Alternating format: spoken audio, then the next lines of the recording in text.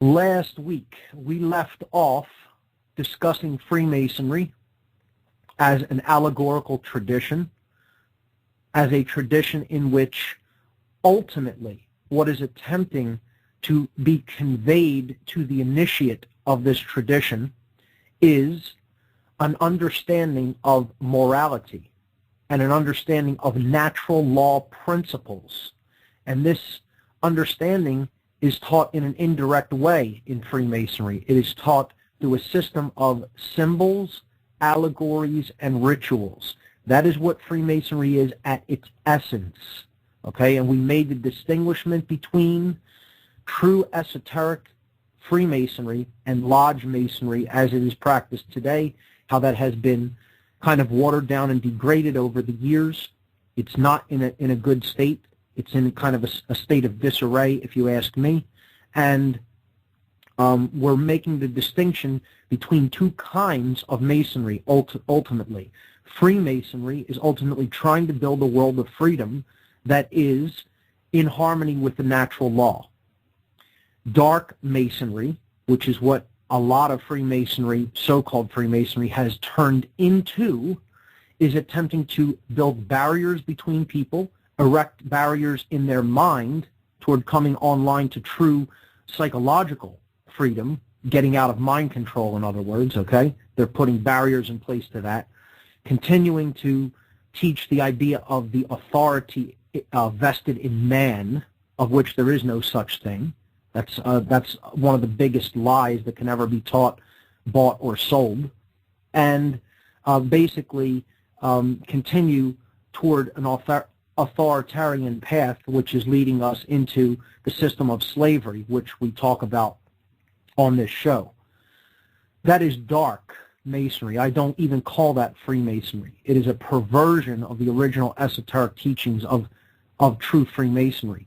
But do not doubt that that is actively going on, and a lot of lodge systems are set up for that very purpose.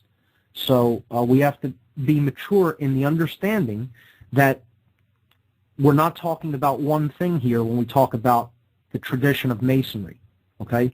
We're talking about a pure, unadulterated tradition, and then one that has become adulterated and infiltrated by dark occultists.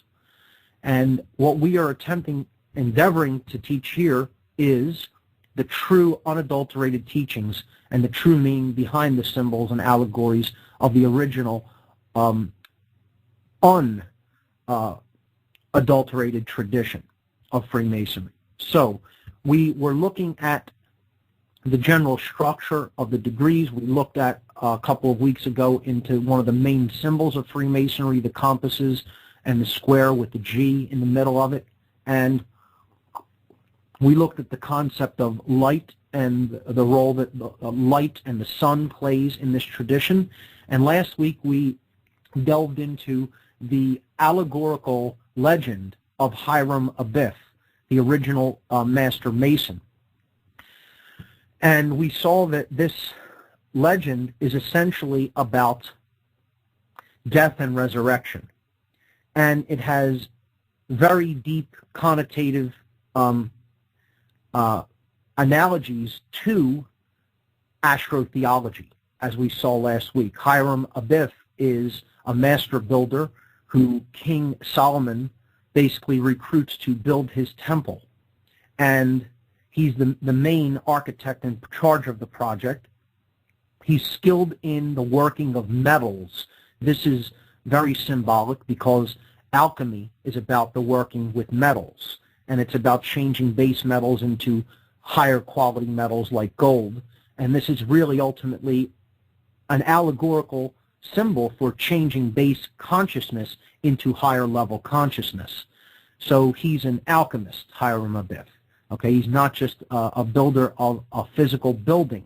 Okay, this is just a symbol. He's a builder of a better form of consciousness and a better brain and ultimately a better human being. Okay, because the tradition of Freemasonry is ultimately about the brain and the heart, and those two very, very powerful centers of consciousness actually being built to higher states and to ultimately work together, and not in opposition, but in unity consciousness, again, such that we become beings that as we think, so we feel, and so we act. And we do that in a moral way and in a way that is keeping with natural law, as we've discussed so much on this show.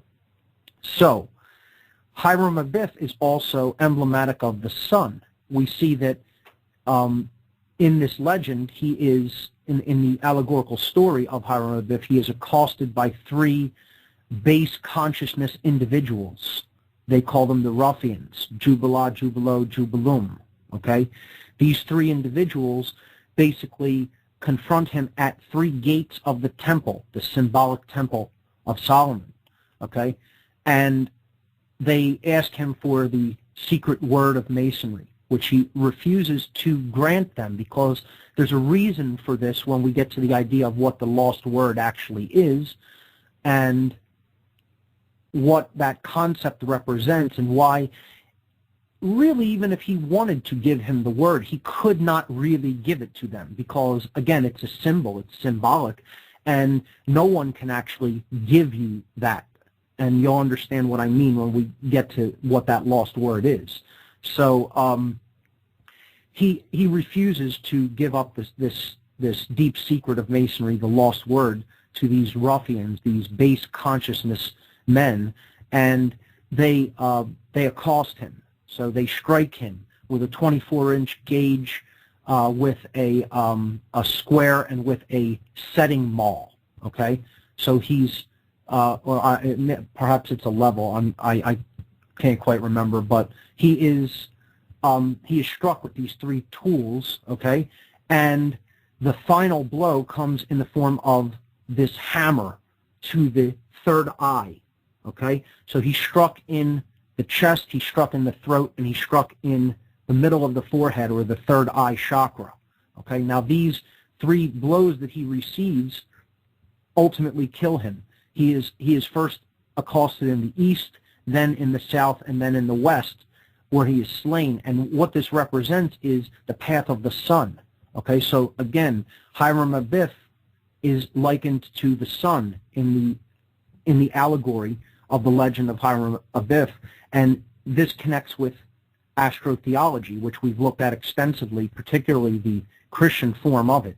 So he is like the Masonic Christ figure or hero savior that is slain and dies and then needs to be resurrected. And again, this all ultimately is about the killing of the truth, the killing of the human spirit, and how those qualities need to be resurrected within us. That's the deeper meaning behind the allegory. We can't get caught up in the physical story, okay, thinking that it's literally true. Then we can't get caught up even in the exoteric astrotheological underpinnings, which are really just a relationship to the light and the sun and its path in the sky. Okay, it's telling a story about the light. And that's what Hiram Abiff represents. The light needs to be resurrected. The truth needs to be resurrected. Living in harmony with natural law needs to be resurrected. Okay? So this is a death and rebirth story. Okay? A story of being slain, or basically being put into a state of conditioned consciousness, or unconsciousness, as the case may be. It would be better to say a condition of total unconsciousness, or basically being dead to what's really going on in the world and within yourself, okay? And then needing to go within and find the courage, the desire, and the knowledge to resurrect yourself out of that sorry condition of consciousness. That's what ultimately this story is about. So that's what the story of Hiram Abiff is telling.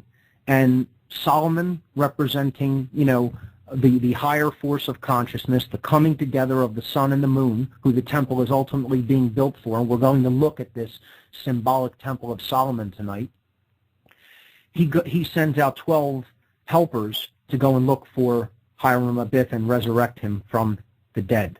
Okay, and this is, of course, the story of the sun and the 12 houses of the zodiac, and the sun making its trek throughout the year, okay, between the northern and southern hemispheres. It rises in the northern hemisphere, then it sets in the fall season to the southern hemisphere, where it goes to its lowest point of power at the winter solstice, and then it resurrects again at the spring equinox to repeat the cycle all over again.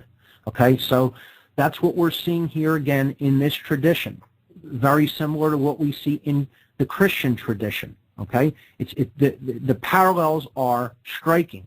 Okay, because it's ultimately attempting to teach the same message as the esoteric form of Christianity. That's what true Freemasonry is attempting to teach. The golden rule: treat others as you would be treated. Period. Live in harmony with natural law. Respect others' natural law rights. There is no authority. The Creator is the authority. Man is not. The end. That's it.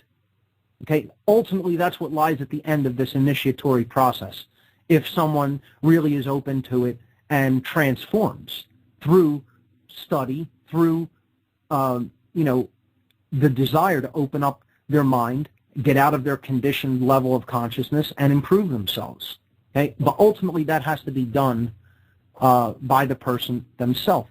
The lodge system can only be a helper or an assistant to that process.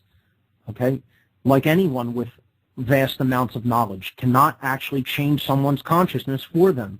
The being must do that themselves. That is their own work.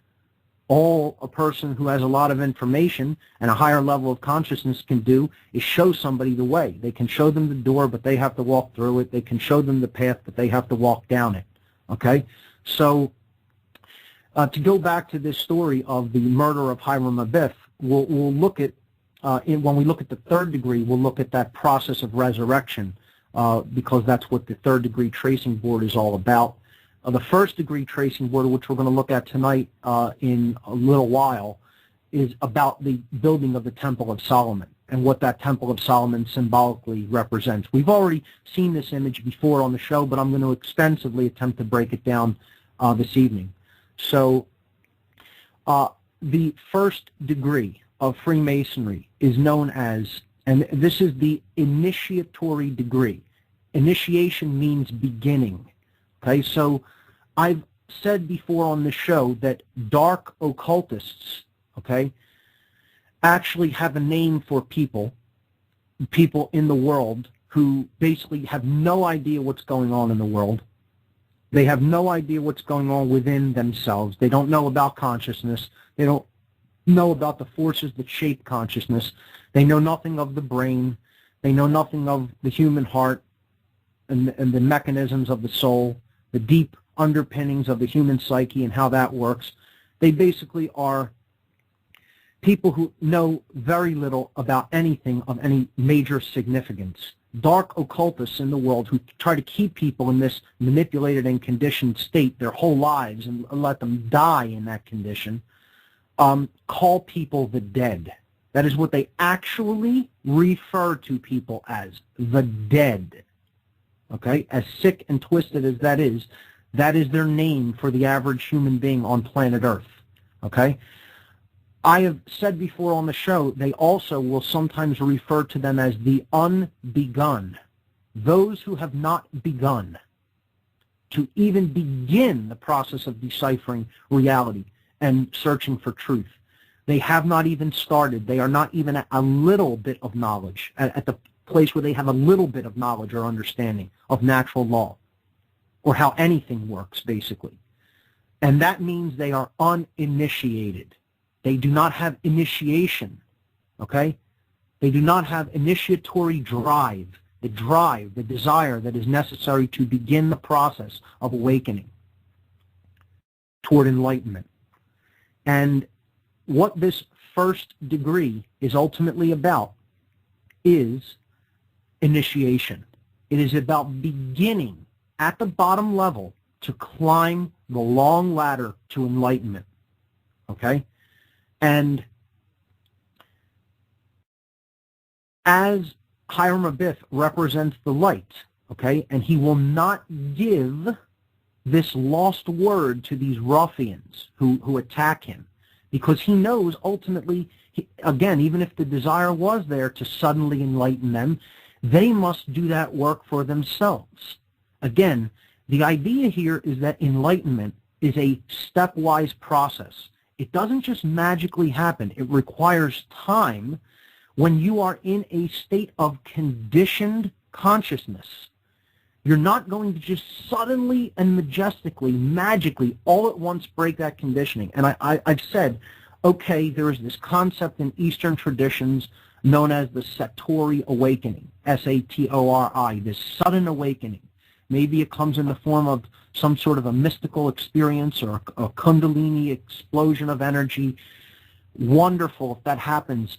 You know, it may happen to 1 in a million people, if that.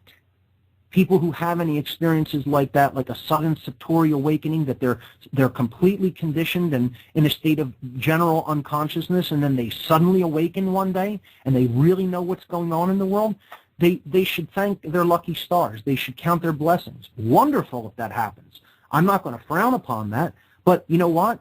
That happens so rarely that it's almost not worth talking about. If it happens, wonderful. Go with the flow and enjoy. But for most people down here on the ground, enlightenment requires work, and it's a stepwise process of pulling yourself up one rung at a time, one level at a time, and that takes time to accomplish. It doesn't just happen all at once. So that's what this idea is. And yes, this is a Western mystery tradition concept. It isn't much in keeping with the Eastern forms that enlightenment can suddenly occur. Okay, and again, I've said I don't dismiss that idea. However, it's so rare that what we are basically talking about and focusing on is how it happens for most people.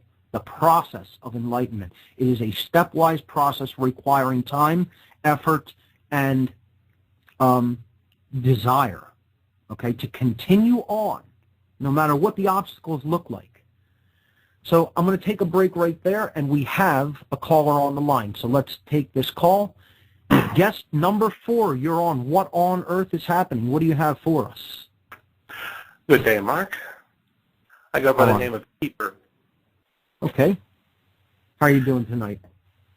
Fantastic, thank you.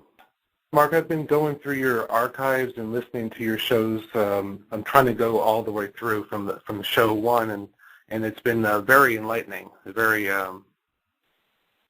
enlightening. That's the thing. You know, once you see the pattern or the trap, then you have the chance of avoiding or changing events in the situation, and you're pointing things out and you're helping me to see things, and I appreciate that a lot. Well, I appreciate the kind words of encouragement there, and again, that's all I'm here to do is connect dots, paint a few pictures that help people to see a wider, array of things and how they interlock together, and hopefully I'm doing a fairly decent job of that, and, my suggestion is to just keep going, keep seeking truth, and, that's what it's all about. It's about that journey. So I appreciate that. Do you have anything else? Well, that's one of the things here. You know, one of the things you say is to just go ahead and research things and just go ahead and find things. And I have been doing this process on my own for some time, as many of us have. But the problem I've run across is that there's a lot of disinformation. Oh, yes. And the very occulting of this concept makes it very, very, very difficult to find the real deal. Yes. How do you determine which things are the truth and which things you should focus on and things you should be like, this is nothing, it's rubbish? Yes, let's talk about that. So there is a lot of disinformation out there. And the reason for that is very simple, particularly with the dawn of the Internet, okay? When information availability is widespread and it's basically at people's fingertips, okay? You really can't hold back the floodgates of information anymore, okay? So information is out there. It simply is out there, all right? What those who really want to stop people from reaching certain information are doing now as opposed to attempting to withhold certain pieces of information which they know they cannot, because anybody can be a publisher now. You could scan something and put it online. You could record something digitally and put it online. And when it hits the internet, it basically becomes immortal practically unless this planet goes away. Okay, that's how powerful the internet is. As soon as something hits the net, people are downloading it, especially if you are on some kind of a distributed information system like BitTorrent or something like Usenet, which goes out to tens of thousands of servers worldwide. When it hits the web in a form like that, it's basically preserved, and it's going to be in circulation of knowledge in the world until this planet is no longer here. Okay?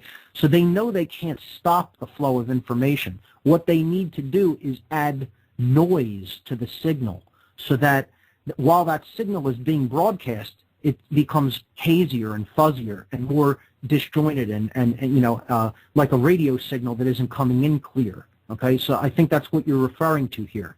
Now, exactly. My suggestion to that is go to sources that basically are talking about the main underlying concepts and don't get too bogged down in details. Okay, now, of course, we delve into details here on the show. It's important to do. If the person is speaking from the point of view of true freedom, individual sovereignty, the understanding that there is ultimately no authority in man, that's a person that I would pay attention to. If they're promoting something that is self-empowering and not fear-based, but also not from an egoic perspective, from a perspective of truly wanting to help people, that's the kind of person that I would pay attention to and listen to. I think it takes an intuitive quality that we have to develop on our own by being eclectic about information intake. What that means is taking information from a wide variety of sources, and that will put you in a better position to gauge whether this person intuitively, whether their information feels right, and you could get a sense for their heart when you do that. And I mean, I don't have any more specific techniques that I can tell you to do.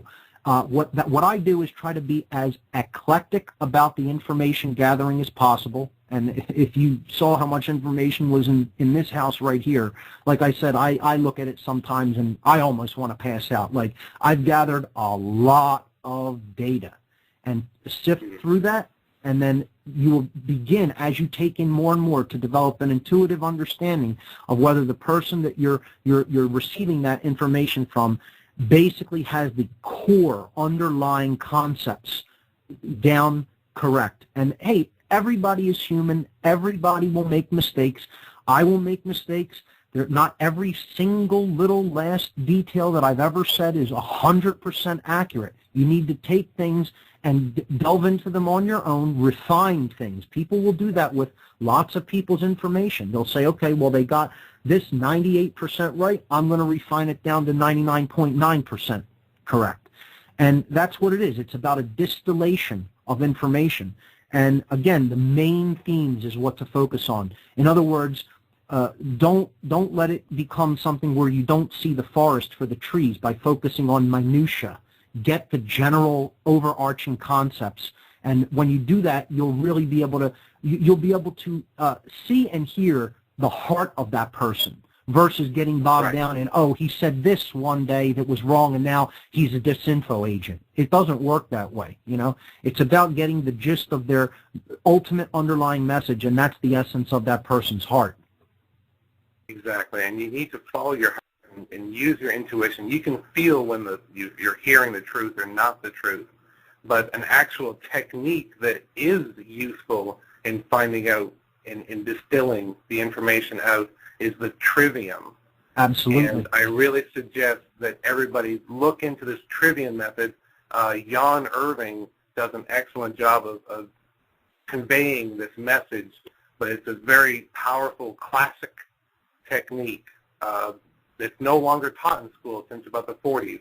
It was dropped off the school curriculum for a very good reason, because it allows you to see through disinformation or lies by breaking down the actual language and understanding the core concept of what's being said to you. And you can point out the logical fallacies or the actual correct logic in anything, whether it's a spoken word, heard on the radio, seen on television, any source, you can break it down.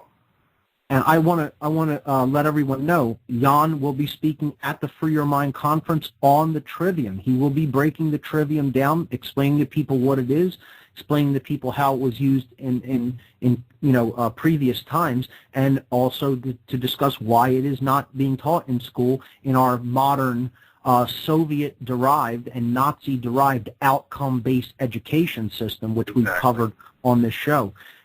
These tools in hand, grammar, logic, and rhetoric, and then into the quadrivium, which is mathematics, geometry, music, and astronomy.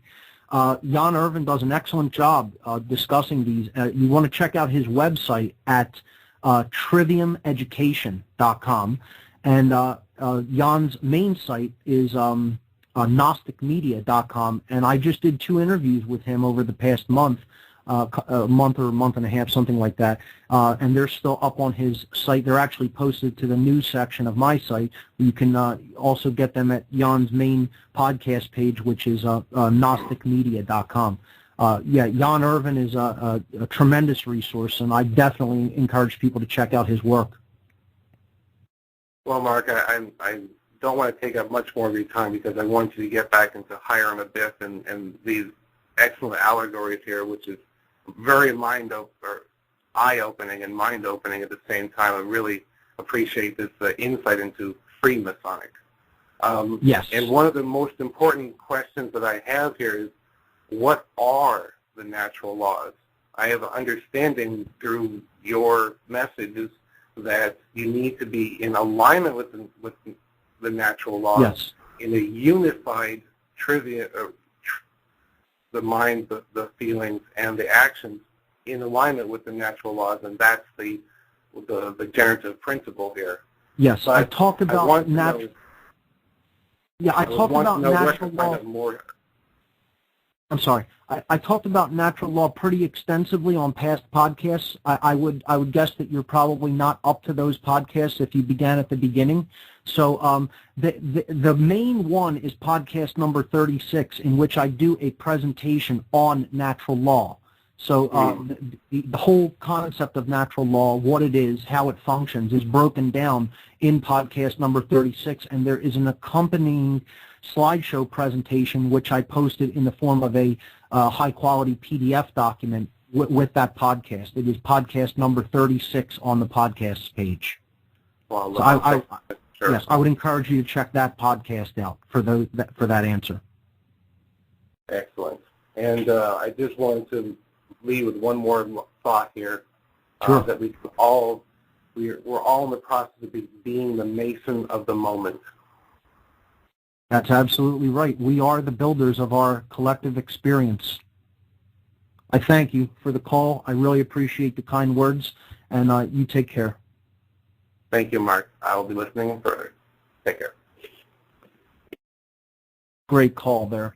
Okay, so I have the best callers anywhere on Internet Talk Radio, period. I mean, that's just the truth. Never disappointed with the call-ins to this show, ever. So here we go. We were talking about the process of initiation and how the original mystery schools initiated people was they would give them a bit of the secrets or the mysteries, I guess you could call them, about consciousness, and they would basically attempt to determine whether this person really had the desire to go further. It was the idea that you want to give people, someone who is thirsty, a half a cup of water and see if they want more after that instead of flooding them with a whole lot. I tend to do that sometimes. You hit people with so much information that they can't take it all in. And then some people, you'll go up to them and you'll tell them a little bit, and they're like a sponge ready to soak it all up, and they want more and more, and they could take it almost as fast as you could give it out. So That was the idea here. This was again, a stepwise procedure. They are, through this process of initiation, attempting to determine who the really thirsty people were, I guess you could liken it to, and who the people who really didn't want any part of it were.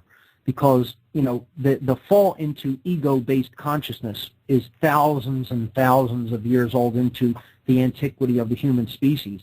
So these mystery schools have been around for thousands of years, and this is how this process worked back then. I say now, in the modern day, we can't afford to do it that way anymore. I think we need to really distribute knowledge as much as possible, freely and openly, and people will go out there and take it on their own now that we have the distribution system for it. But again, it is very important to be able to distinguish disinformation from the real deal. So in the first degree tradition of all of the mystery schools, the person was basically called an initiate or an apprentice. Okay, now in the tradition of Freemasonry, the first degree initiate is called the entered apprentice. The entered apprentice. This means that he has entered the system of initiation. He has entered the lodge system. Okay, but he is not yet totally privy to the light or the truth. He needs to slowly take in that information so that he can slowly begin to better himself. Now, I want to direct everyone's attention to image number 7. This is where we're going to start talking about the first degree initiate, the entered apprentice in Freemasonry. Okay, actually, before I do that, I wanted to get back just momentarily to the concept of this lost word. Okay, because we're going to see what that means when we break down image number 9 tonight, the first degree tracing board, the entered apprentice degree tracing board. The concept of the lost word, which Hiram Abiff was murdered for, okay, is actually the word equilibrium. Equilibrium is the lost word, okay, but it's not a word. It's a state of consciousness.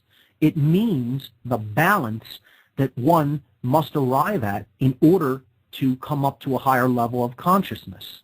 Okay, it's the balance between the left and the right brain hemispheres, and it's the balance between thought, emotion, and action working in harmony with each other.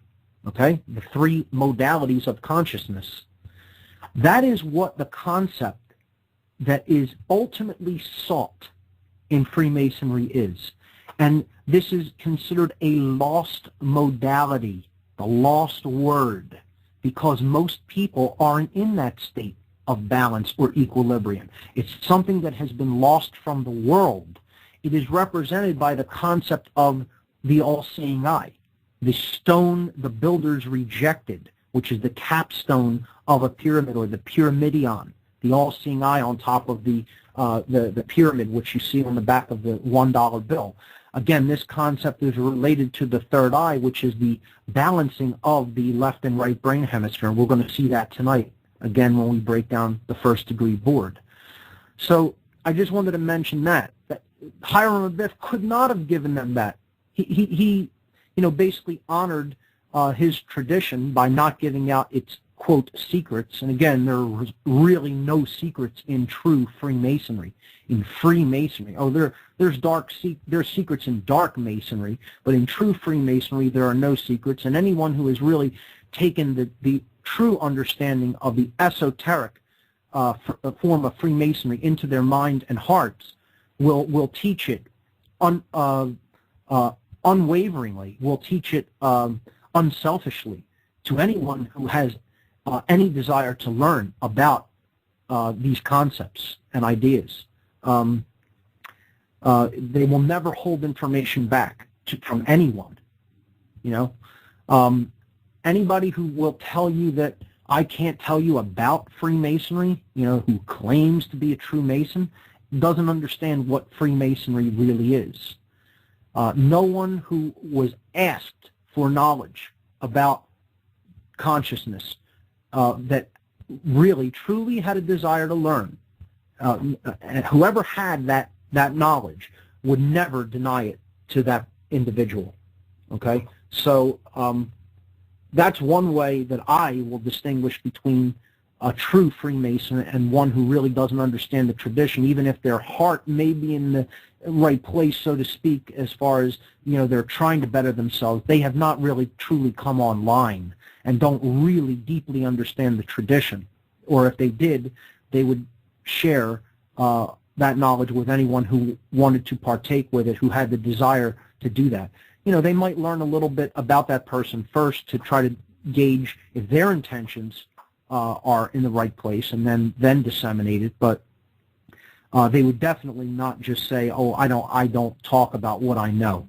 Okay, that would be the hallmark of a dark occultist, and that's not the right footsteps to follow. And I think that's really what has led us to this sorry condition that humanity is in the modern day, is not disseminating information about consciousness in a widespread and distributed way. So let's look at image number 7. This is what the first degree initiate is led into the lodge system for the first time. This is what he wears.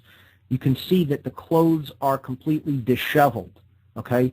And this represents the state of not being in equilibrium. It represents the state of being in a state of imbalance in consciousness, okay?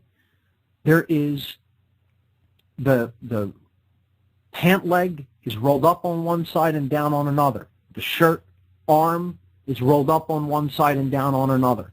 The person is generally just disheveled in general. Their shirt is, sticking out of their pants. Most times you'll see that in image number 8, which is an actual photo. So image number 7 here, for those who are following the images on the website, is a rendering, is a drawing of what the entered apprentice initiate looks like.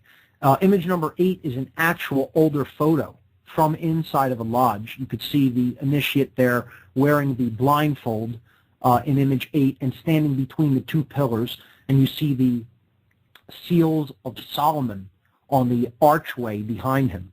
Again, the chalice and the blade united. This is not simply, it's used in Judaism and in Israel in particular, but that's not the origin of that sign, okay, of that symbol. This is the unification of the blade, which is an upward pointing triangle representing the masculine aspects of consciousness, the left brain, and then the inverted triangle, which is known as the chalice, symbolically as a cup, okay? This is the representation of the sacred feminine aspect of consciousness, the right brain hemisphere, okay? And it's also the unification of the male principle of action, okay, with the feminine principle of emotion. We have to bring our actions into alignment with our emotions. So you see in between the two pillars, we're going to discuss pillars in depth tonight, symbolically what they represent, okay? And you see him there in between the two pillars, okay? But he's in a state of imbalance. He's at the beginning of the journey, okay? He has to go through those pillars, okay? Come into the main part of the lodge, which is really ultimately a symbolic representation of the self. The being has to go within and work to correct the imbalances within himself to make himself into a better human being and get out of that disheveled, imbalanced condition so that he can come to the place of equilibrium, the balance between the left and right brain hemisphere and the unification of the heart with the mind, okay? That's ultimately what this is all about. And he wears what is called the cable toe around his neck. Okay, you see it there. It looks like a form of a noose, okay? And what this represents is that a person in a state of extreme psychological imbalance, who has no equilibrium, certainly, okay? They're in a state of mental, psychological, emotional, and spiritual decay, okay, they often need to be dragged, kicking and screaming to the light, to the truth. They need a push, so to speak, or a pull, as the case may be, okay, in order to be shown the truth. And in their imbalanced state, the truth may not always be pleasurable. As a matter of fact, many times it's very disturbing, okay, as we see with people who are in the state of cognitive dissonance about events like 9/11 or just, the state of freedom in general. They're in denial about it. Well, the initiate is shown here, and this is a subtle form of mockery. It is a subtle form of basically having the initiate dressed like this. They will think about, hopefully they will think about, what is being told to me, what is being said here, especially if they're not really in a state of any kind of decent consciousness to begin with. Again, true Freemasonry seeks to find people that are in somewhat of a state of consciousness that is ready to receive the truth, okay? And what's being done here in the first degree, the entire first degree, I would have to concede, is sort of a subtle form of occult mockery, okay? And it's done to spur the person on, to show them you have a lot of work to do, okay? Not to beat them over the head with things, but to basically say you can be much, much better than you are now. And, the first degree tracing board, as we're going to see, really, there's no way that the entered apprentice, just coming to these symbols and allegories for the very first time, could possibly decode them, certainly not all at once. Let me tell you something, folks. It took me years to understand truly all of the symbolism in the first degree board alone. Okay, years. And I'm going to attempt to basically convey that information in one show, which, good luck to me to try to do that, but I'm going to give it a shot. The symbols of this tradition need to be meditated upon. They need to be contemplated upon, and they need to be concentrated upon. All three modes of thought need to be employed. I'd say really contemplate these symbols, particularly the first degree board. There's so much in it, it's unbelievable, and I still discover things in it from time to time that are new to me. So it's an ongoing process, and essentially what they're doing is giving somebody really the whole answer to the mystery traditions and to life in general in one image. Because the first degree tracing board, which we're going to look at in image number 9, is a book. It's not one image. That's a book that you're being handed. Okay? And it's more than a book. It's a volume of encyclopedias. All right? And it's more than that. It's a complete archive of knowledge, all within that one image, believe it or not. Okay? It breaks down so much that it's unbelievable.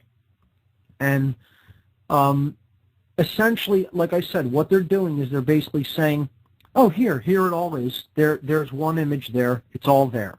And they know that person can't possibly decipher it. That person doesn't even know what they're holding when they're given that tracing board. They have no idea what they're holding. So is it a subtle form of, a jest? Absolutely. It's a subtle form of a mocking jest that they're basically, ribbing the person, saying, we have, at this point, more knowledge than you, and you really need to work on yourself to get to a higher level. You're a mess, is basically what's being said in so many words, okay? So that's the main concept here. The entered apprentice is a play on words. And again, we will see over and over again going forward, looking into the occult, how wordplay is very favored in occult traditions. It's extremely favored in dark occult traditions, but it's also used in the more positive traditions, okay? They like wordplay. This is called green language, Okay? It's a take on words, of phonetic sounds, how they combine, what the different variants of them are. Okay? And they're saying something in code. The entered apprentice is actually the interred apprentice, the buried apprentice, the one who is actually seeking to come out of the grave, to be resurrected from their state of darkness. Okay, they are interred, they are buried. Their spirit is buried. Their mind is buried. Okay? Their morality is buried. Their ability to live in harmony with natural law is buried. It's covered up. The dirt needs to be taken away. It needs to be removed so that they can come up out of that grave, okay, which is, we're going to see later, is symbolically very much represented by a coffin in Freemasonry, okay? And you can actually see that in image 13. There's a coffin at the very beginning or bottom of the stairway leading to the 2 pillars of initiation, okay? We'll look at that later, but the point I'm trying to get at here is the entered apprentice degree is actually a play on words. It means the interred apprentice, the one who is actually spiritually buried. They're in a state of darkness. And the solution, what they really need to receive, is light, which is knowledge about oneself and knowledge about how natural law works. That's what Freemasonry refers to symbolically as truth. They call it light, okay? Because the idea is that the Creator placed the light into the world. It is the Creator's light that nourishes us, that sustains us, that gives us life and strength and energy, etc. Okay? Just like the sun gives light to the earth and gives energy to the earth and sustains the earth and the processes of life here. Well, the Creator of the universe ultimately bears the light into the world. Okay? It is without that there is nothing. All right? And that concept is called light. This goes back to the very first words of Genesis in the Bible. Okay? Because Freemasonry does borrow a lot from biblical allegories and biblical traditions. In Genesis, the words attributed to the creation of the universe is, "Let there be light." And in Latin, that is fiat lux. Fiat in Latin means "so let it be," or "let it be done." And lux, L-U-X, means light in Latin. So fiat lux is a phrase that you will often see in a Masonic lodge, often toward the east, where the main altar usually faces, with the 3 candles on it. Okay. Basically, you'll sometimes see in the main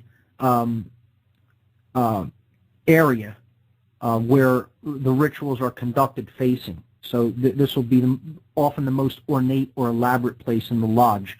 You will see the phrase fiat lux, and you will sometimes see it accompanied by the all-seeing eye, and sometimes with rays of light streaming from the all-seeing eye.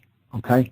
So with that in mind, that phrase, fiat lux, let's move on to image number 9. And I'll begin and hopefully be able to do this within the next hour.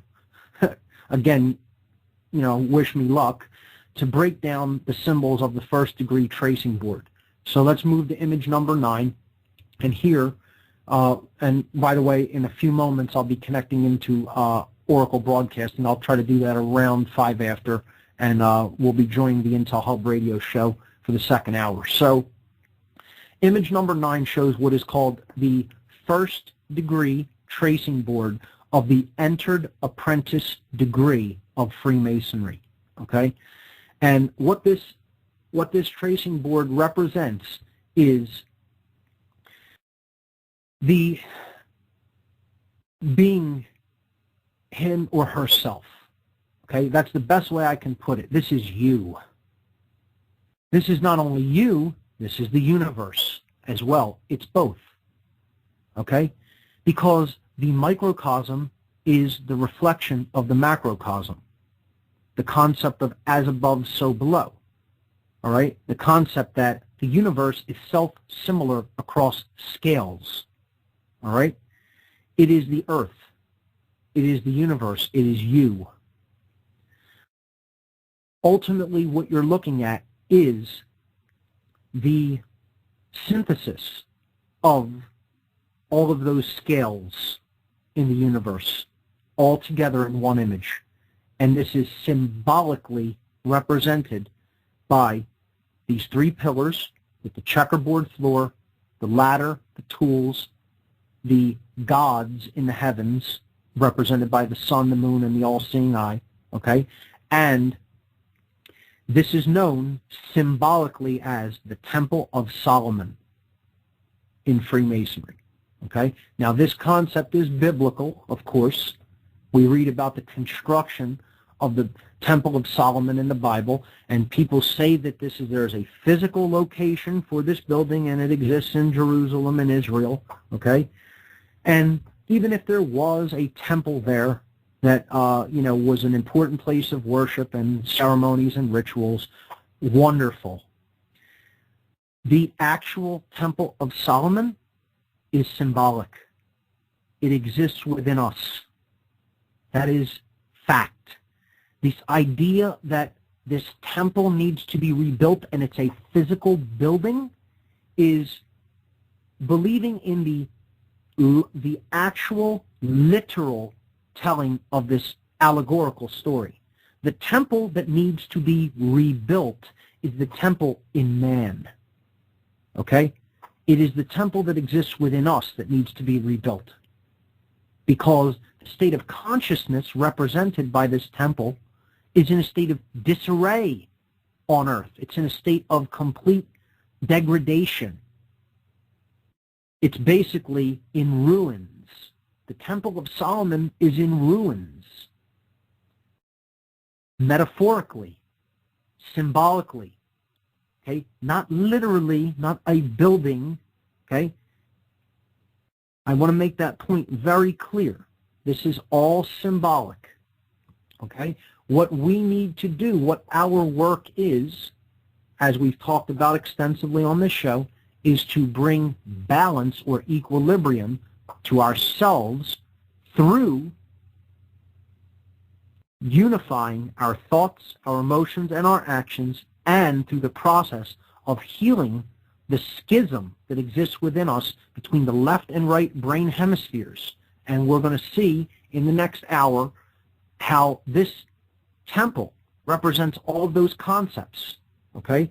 And we're going to see how it represents the human brain and how it represents the three aspects of consciousness, all right? And how it represents the spiritual journey itself from earth-bound existence to higher level consciousness, from ego identification to cosmic awareness, all right? From darkness to light, and how that's a stepwise process that requires time and effort. It's not something that we're just handed or that somebody else can just give us, as the ruffians tried to take it from the master builder Hiram Abiff. It doesn't work like that. I can't enlighten you. All I can do is show you some of the things that I've learned and say, okay, enlighten yourself. You know, you are the one doing that process. I'm not the one doing it. You know, no one else enlightened me. I enlightened me. Did people help me along that path? You better believe you, absolutely. And many people I consider much greater teachers than I. Okay? You know, I wish I had some of the verbal skills and communication skills of some of the people that I learned from. And some of their drive, you know, I consider I have a pretty good drive and, will, but, I look at some of the works other people have done and, what I'm doing pales in comparison to it. But that being aside, we need to understand this is all a symbolic allegory, okay? And we need to understand this is all about us. It's all about you. That's what this board is about. It's not about something that's external to you. Too many people get trapped in that literal interpretation of things, or even in the symbolic interpretation where they don't really bring it down back to the base level that ultimately what this is about is you and your state of consciousness and what you can do to improve it.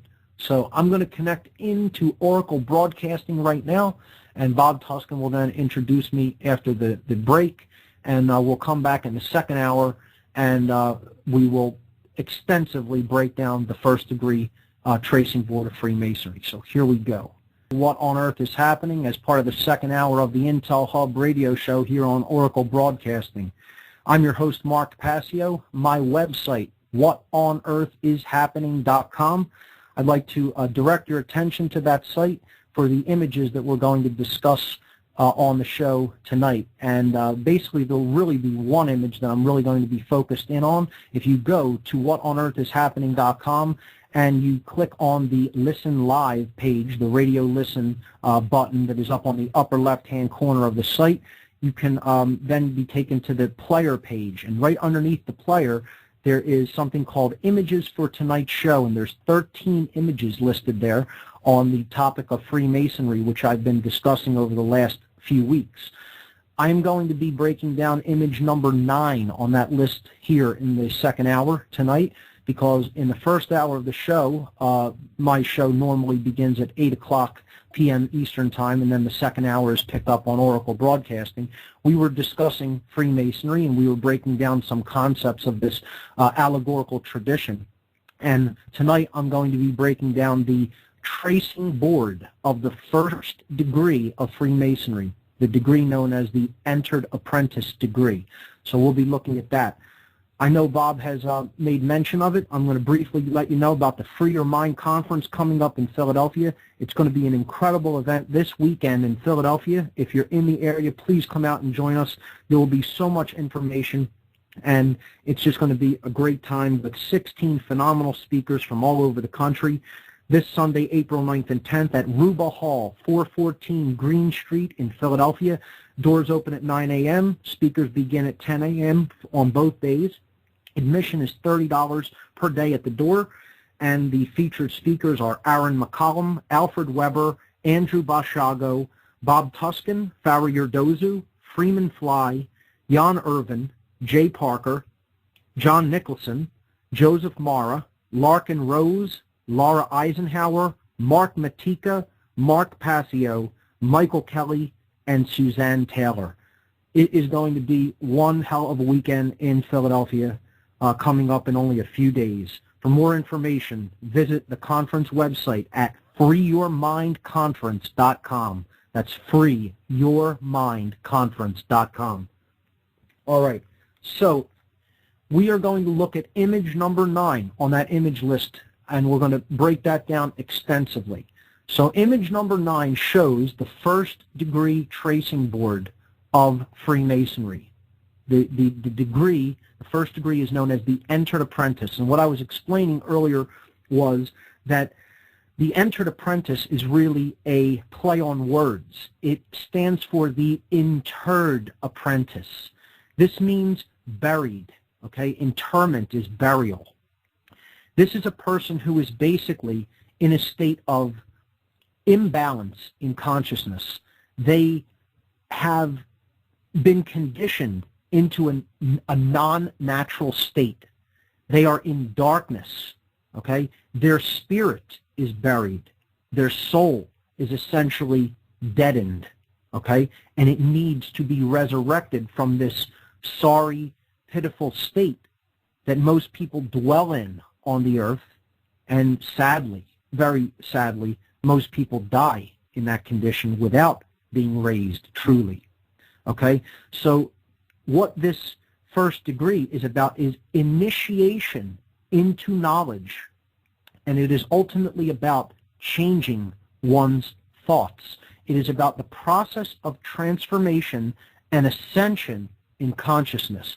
So this first degree, out of the first 3 degrees, corresponds to thought, okay, in the trinity of thought, emotion, and action, and it proceeds in that process. The first degree is about thought, the second degree is about emotion, the third degree is about action. Okay? The first degree is about the disheveled state that an apprentice or an initiate enters into this allegorical tradition, and again, we're not talking about lodge Freemasonry here, okay? We're talking about esoteric Freemasonry, true Freemasonry from an allegorical perspective, okay? Breaking down the symbols and understanding what these symbols and allegories truly mean under the surface, okay? Getting down to the core of what these symbols are about. And very powerful vistas of awareness can open up to us if we deeply understand what they represent. So let's look at this board in image number 9. Okay, and I suggested at the end of last hour that people truly contemplate and meditate upon this board. Don't just cursorily examine it. Really look at it. Think upon it. Set it down and then come back to it again later. Okay, this will actually do wonders to open up your understanding of some of these symbols that are contained in this very complex image that I likened to a book or even a volume of encyclopedias. There's so much knowledge contained within this one image, and that's how the mystery traditions did it in the ancient past. They would encode knowledge so that it would not be lost through verbal tradition retelling. Okay, as you can, see that, you have a line of people, you start a story at one end of the line and tell people to just repeat the story from mouth to ear. As it goes down to the other end of the line, it generally becomes something that barely resembles what it started as, okay? Not so with symbolism, because it carries deep connotative meanings that are connected in with archetypes in the subconscious mind. Therefore, it preserves the original teachings much better. I hear the intro music for this break. You're listening to What on Earth is Happening. I'll be right back.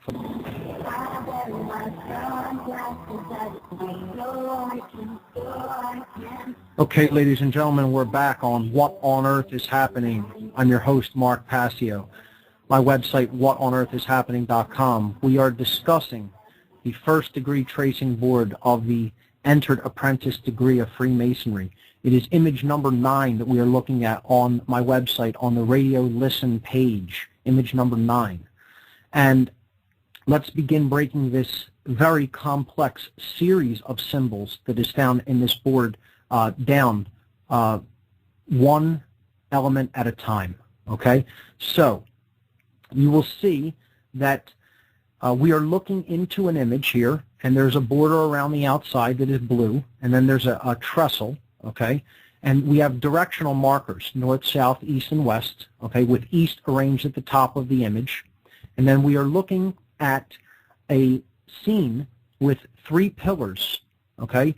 There is a light pillar on the left-hand side, a darker pillar on the right-hand side, and then there is a pillar in the middle with a ladder on it, okay, leaned up against it, basically.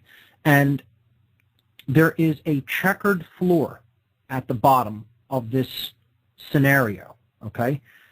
You see 2 stones, or what are referred to in Masonry as ashlars, okay, in the background there. You see some building tools arrayed by the pillars, and then there is a ladder with 3 people on this ladder at 3 different positions, and then above in the sky there is the sun on the left, the moon on the right, and an eye with light radiating out of it in the center of the image, okay? That's basically what is described. That's what we're seeing here in this complex imagery.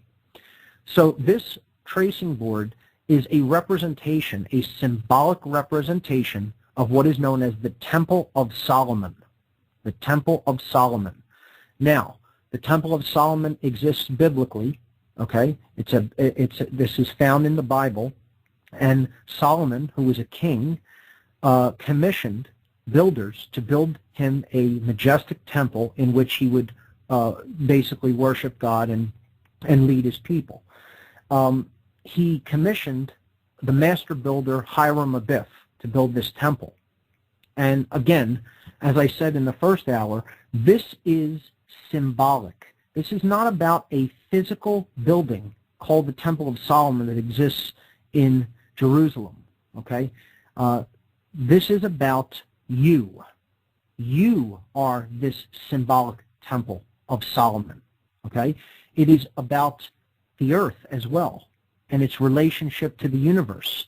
And this is about the universe. It's about the concept that the universe is self-similar across scales. That this is the principle of correspondence. That's what it's known as in the tradition of Hermeticism. Okay, people will be familiar with the phrase, that which is above is like to that which is below. Okay, or simply as above, so below. It means that as is the microcosm, so goes the macrocosm.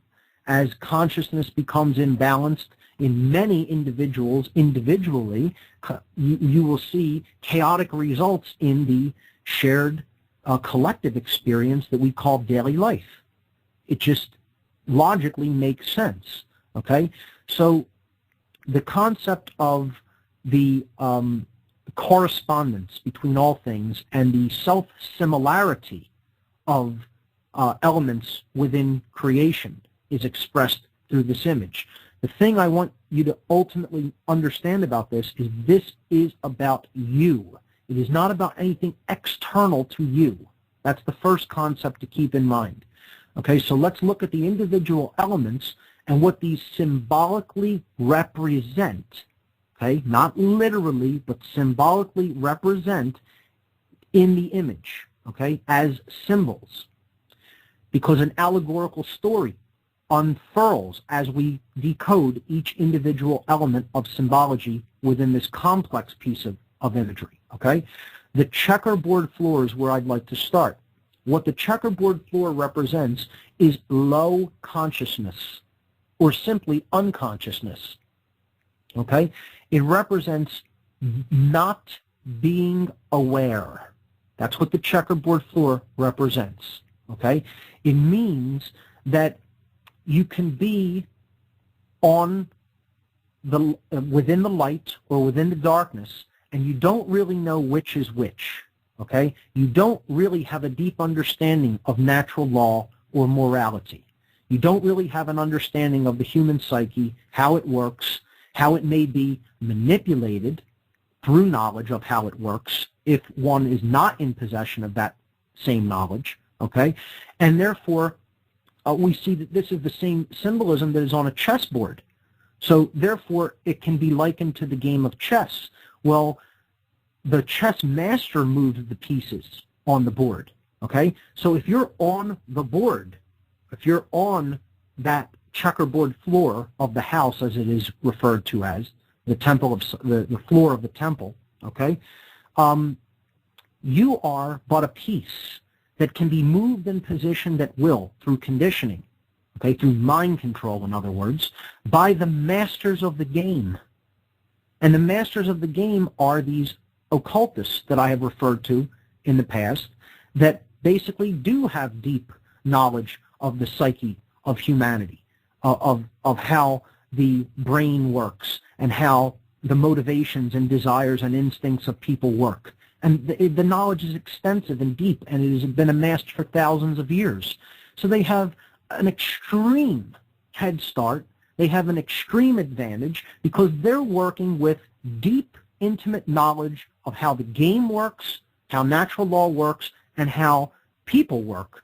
And most people in the world have no idea about any of these things. They're completely in the dark, and sadly, many of them don't even want to know because they consider that things are so bad, it's too much work, it's too hard to do, it requires too much effort, and I don't want to be involved in trying to figure out what's really going on or improve myself. I'd rather just remain ignorant, you know, and continue to get what I'm getting. And that is exactly how it works, and that's what will continue to happen if people make that decision. But if they want to improve themselves, they can begin that stepwise process that requires effort and dedication and time of climbing that ladder off of the floor, off of the game board floor, where one is no longer just a pawn or a piece to be positioned in this grand game of chess that's being played by chess masters, okay? And they can become initiated into knowledge of self. That's ultimately what this is about, knowledge of self, which is the only true knowledge really worth having. is the understanding of ourselves and how we work. This is why we're being conquered as a people, because we don't have an understanding of ourselves to any level of depth. And most people will want to run away from that understanding instead of confront it, sadly. Okay? So what we need to do is work toward the process of ascending that ladder. That ladder is a very important symbol, which we'll get to. Okay? But what we see before we even get to that ladder are these two pillars, which are dualistic in their nature. Okay? There is one there on the left that leads to the sun, one on the right that leads to the moon. Okay? And let's leave it right there. I hear the intro music for the next break. So we will pick up on the concept of the two pillars and the duality that is inherent in that symbolism when we come back after the break. I'm Mark Passio. You're listening to What on Earth is Happening.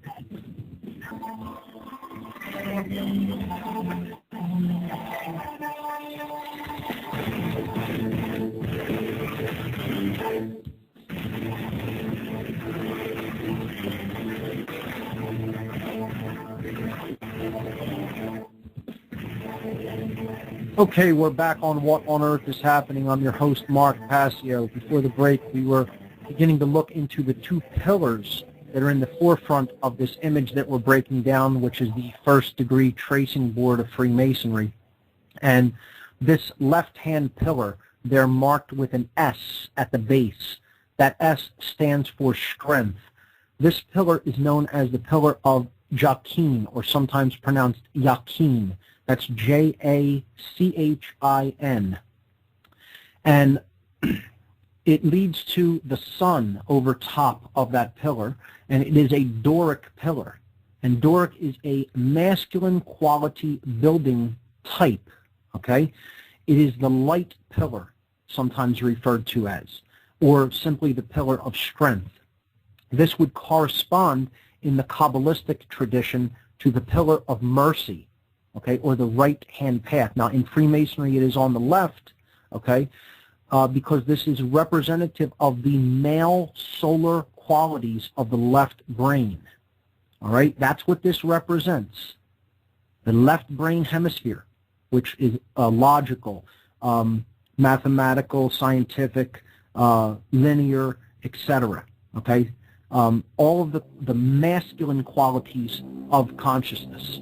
And the right-hand pillar, the Pillar of Boaz, marked there with a B,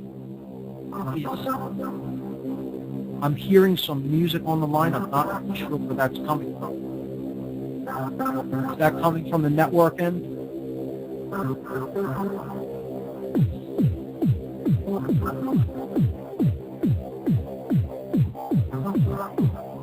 I don't think we're scheduled for another break, but I'm not sure.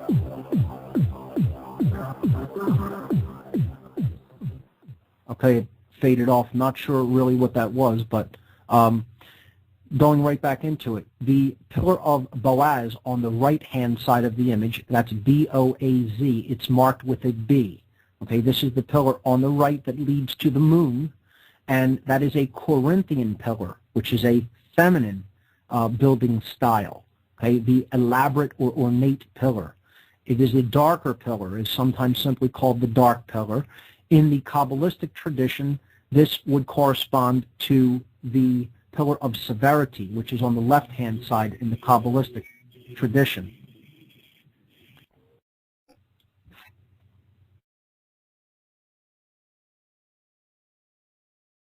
Right. They're telling me on the network end that it has not, that my voice has not been going out over Oracle, it appears. So, trying to bring that back up. Well, anyway, I will just continue on so as not to lose any more time. This right-hand pillar is called the Pillar of Boaz. It is marked with a B at the bottom or the base of the pillar, and that B stands for beauty. Okay, so we have the Pillar of Strength on the right, representing the masculine qualities of consciousness, and the feminine pillar on the masculine pillar on the left, representing strength or the masculine qualities of consciousness. That is the active pillar, the pillar of action. Okay, and on the right-hand side, we have the Pillar of Boaz, or beauty, representing the feminine qualities, the lunar qualities. To tell you all about our favorite supplier.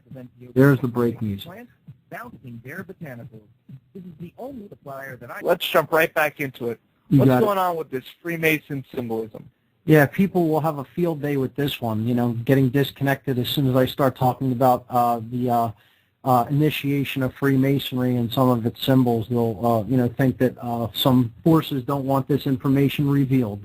But I can assure you it's just some frustrating technical difficulties, and we seem to have that handled now. So I'm continuing on with the breakdown of the first-degree tracing board, and we were looking at the duality that is symbolized by the two forward pillars.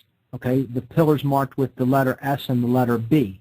The pillar marked with the letter S there on the left is called the Pillar of Jachin, sometimes pronounced Jachin. That's Jachin. This is the solar masculine pillar that is called the light pillar, okay, because it's basically a whitish in color. Sometimes it's depicted as white, and it is distinguished from the dark pillar on the right, which is called the Pillar of Boaz, B-O-A-Z.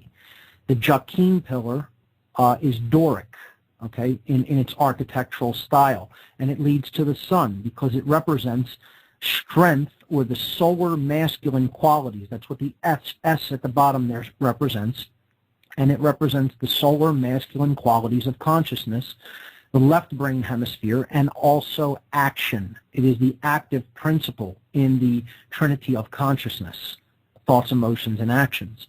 The right-hand pillar, conversely, the Pillar of Boaz, B-O-A-Z, is the Corinthian pillar. It is dark because it is lunar or feminine, and it represents the qualities of night or passiveness, or things being cloaked, or you know, not out in the open. Okay, so this pillar is the sacred feminine, or the lunar qualities of consciousness, and it represents the internal, sometimes veiled aspect of consciousness called emotion. So we have the emotional pillar and the pillar of action. And ultimately, the goal that we need to strive toward is to unify these two in a process of synthesis, such that our actions are in alignment with our emotions. Therefore, that middle pillar is the way, okay? And it is marked with a W there because it represents wisdom. Wisdom is what we do with what we know. Okay, it's what we do when we know something is right or not right, and the action that we decide to take on it.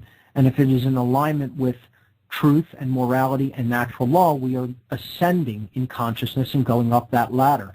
And that middle pillar is, again, has a Kabbalistic analog to it. That is the Pillar of Mildness, which is the middle pillar on the Kabbalistic tree of life. So here, repeated again, the three paths or pillars, just like we saw when we broke down the Kabbalistic tradition and the tree of life. So the solar male pillar of Jachin would correspond with the Kabbalistic pillar of mercy, okay, which is about action and the external aspects of consciousness, meaning what we do. And then the Pillar of Boaz on the right, the lunar pillar, corresponds with the Kabbalistic pillar or path known as the path of severity, which is about the internal qualities, namely the emotional qualities, and that is the veiled or dark or feminine aspect. So these pillars, we can clearly see, are all about the three aspects of consciousness: thought, emotion, and action. The pillar in the middle, at the end of the board, meaning if we look into it from a sense of depth perspective, as we are moving forward, it lies at the end of the journey, okay? This is the middle pillar, the pillar of wisdom, and it is called in the Freemasonic tradition Jacob's ladder, okay? And there is the ladder, and again, that's another story, an allegorical story told in the Bible. Jacob ascends the ladder. He sees the heavenly realms and the vistas of consciousness that are available to him in a higher state of awareness. And when he comes back down to the earth, he is sort of disillusioned and basically makes the statement that this place is a terrible place because it is in quite a state of disarray and in a state of ruins because people's consciousness are in such a state of imbalance. So the idea here is unification of what seem to be opposites, the masculine and feminine qualities of consciousness, or the left and right brain hemispheres, but in fact they are really need to be brought together into harmony and unison with each other if we are to, again, ascend in consciousness and go up Jacob's ladder. And this is all symbolic about healing one's own emotional, mental, and psychological state, which is really, in the modern world, in most people, in a very poor condition because of all the conditioning and outright psychological manipulation and mind control that we undergo from a very young age, and the indoctrination that we are put through in school, and the foods, the horrible foods that a lot of people eat and take into themselves, and the horrible media that they are connected to, and the frivolous and trivial pursuits that they pay attention to, the forms of media that they take into themselves, all keep them in this state of imbalance in the brain and in the psyche, which is represented by the dualistic nature of these pillars. So again, the goal is synthesis, and that is what is represented in the depth aspect of the image, meaning moving from what appears to be in front of you in the image to a farther place in the image. As you go along, that is the journey in life that you make toward unity consciousness. Okay, if we are moving in the right direction, which is toward the east. You can see the east is in the direction ahead. West would be backward or behind you. Okay? South would be to the right and north would be to the left if you are progressing forward in this image. Okay? And indeed, east is toward the light or the rising sun. And that's what is ultimately represented up at the top of the image, not only on the left, but even in the all-seeing eye where the rays of light are coming from the eye. This is the synthesis or the union of the left and right brain hemispheres that is characterized by the turning on or the opening of the all-seeing eye, which is the pineal gland in the center of the head. Okay, the gland or the chakra area that the mystics of all different traditions have referred to as the third eye or the one eye, the single eye. In the book of Luke in the Bible, okay, Jesus' words, the words attributed to Jesus, basically say that if you make the eye single, your body will be full of light. But if it remains dual, your body will be full of darkness. So in other words, it's showing that the way to balance and light, and this is told coincidentally, or synchronistically, I should say, in the book of Luke, which corresponds with the word light. Lux is light in Latin. The book of Luke is the book of light. Okay, and that very powerful symbolic allegory contained there also is an explanation of how to come online to a higher state of awareness by unifying the masculine and feminine principles within the self, or unifying emotion and action. It looks like that's Mark, all. Yes. That is all the time we have today. And, it's funny because this touches on exactly what I'll be talking about at the Free Your Mind conference. And I just got back from a dinner party while the technical difficulties went awry. And sure enough, I was talking about how we only are seeing so much of the dark and the dark things in this day and age because of so much light. Does that make sense? Absolutely. The more light that is shed into a very dirty and disheveled room, the more you will see of how badly the state of disarray that room is in. And that's what we do on the radio show 5 days a week, the Intel Hub radio show. Our special contributor, Mark Passio, whatonearthishappening.com is his website. Mark, thanks so much. We'll have to do it again next week. Bob, thank you. Everyone, check out the website, freeyourmindconference.com, and come on out to the Free Your Mind Conference in Philadelphia this weekend if you're able. Thanks, Bob. Great. I'll see you there, folks. All right, we'll see you tomorrow night with another edition of the Intel Hub Radio Show. Special guest, James Fetzer, and so much more. Stay tuned. Live Free or Die with Lee Rogers coming up next. on oraclebroadcasting.com.